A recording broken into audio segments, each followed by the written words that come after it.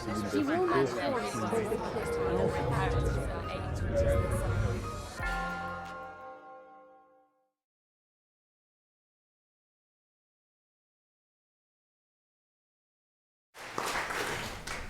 Bei Jiao is next. She was a Reuters Fellow about a year ago. She wrote a splendid dissertation about the Twitter of China.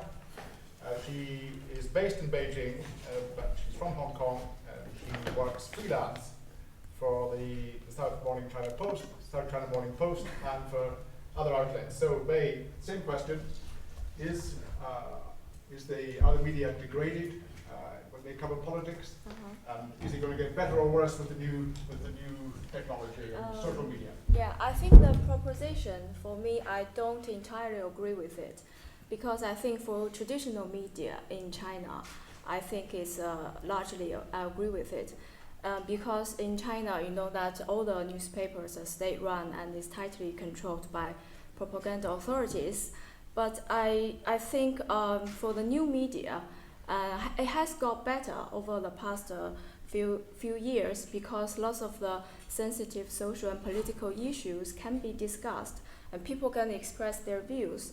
So it has been better, but I think until maybe about a year ago, and the authorities have waken up to the power of social media, and they started launch campaigns to crack down on it. So I think basically right now the situation for new media in China is 3 steps forward, but 2 steps back over the past year. Who's first? Nick, do you want to come in first? Yeah, do you think that Chinese official media are reformable at all? I mean, do you see, in my job, I'm always asked to go and talk to Chinese official media, and I say, well, I prefer to work with independent filmmakers and etc. And there's a very large question, because Chinese official media is spending huge amounts of money to project China's image throughout the world. Yeah. But do you think they're ever capable of changing? I think the authorities are really working hard to boost the soft power outside China. They expanded our news agent, Xinhua News Agency, the official news agency, and China Central Television outside China. But I think the essential question is they can reform the economic, commercial bit of the newspaper, but for the editorial part, they really try to control it even more tightly than a few years ago. Because a few years ago, the investigative journalism in China could actually change and change the public policy. They did make some changes, but lately, lots of investigative journalists quit, and there was a survey done by a professor in China in 2010, and he estimated that there were about less than 300 investigative journalists in China. But right now, he said that maybe the number right now is less than 100. So I think the media environment lately in China has been not really promising and optimistic. So I think that for the editorial part, it's really difficult for us to make a real change. Well, following on from that, obviously, while the official media seems to be ever more tightly controlled, you have this extraordinary phenomenon of microblogs. Yes. What strikes me is how often the microblogs seem to come across verified information that actually changes the political debate, embarrasses the government, and so on. First of all, I mean, a learning question: how is that done in such a tightly controlled society? I mean, I remember my Reuters colleague, television colleague, telling me that he would tell nobody in his office where he was going. He would get up in the morning and go to cover some place where he was told there might be a demonstration. Yes. And sure enough, his secret police shadow would be there saying, "Hello, Mark, fancy seeing you here." You got the news before the journalists sometimes. Yeah. And yet, bubbling up through these microblogs seems to be an enormous amount of verified, embarrassing information. Yeah. I think because in China the technology advances and the authorities try to come up with a solution to to control it. Like 3 years ago, the Weibo is meaning the most popular microblogging platform.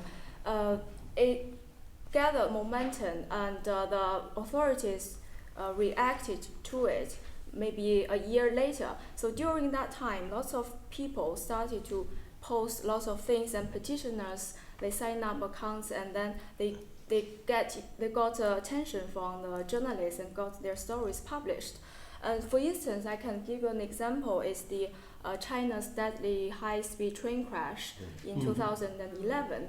And during that case, I think the 40-something people were killed and the 90 people were injured. So, and a little girl was almost buried alive in one of the carriages, and it was circulated online really quickly, got a really trigger online outcry. So I really doubt that if without Weibo, traditional media could cover it, because traditional media usually, when we cover disaster, we usually say, oh, the leaders come to the scene, comforting victim family members, and how the soldiers do a good job, you know, really touching stories about that. So I think at that time, during that gap, I think the journalists could get something to change something on social media. Yeah. Can I ask you a question about what's going on in Chinese people's heads? Uh-huh. I mean, which is a big question, but I mean, we have one account which was that people decoded the media. Yeah. Which is a classic. You know, you can end up with media systems in which actually everybody knows that they're completely corrupted, and everybody. Yeah. Is that what's going on in Chinese people's heads, or not? It's really. I mean, so when there's this, you've been rather eloquent about a recent repression, but does the Chinese public understand that?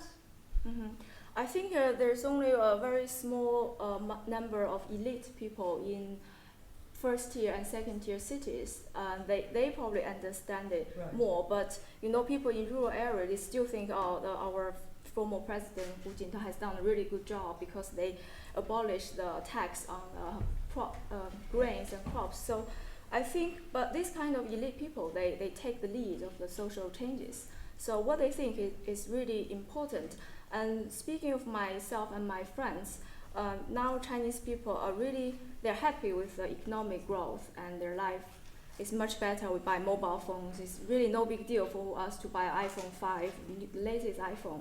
We probably have 2 or 3. So they think that as long as the economic growth continues, we are okay with the authoritarian country. Yes. We can be apolitical. We can just talk about cars and houses and that kind of thing. But I think when the economic crashes and collapse, I think there will be a really serious issue.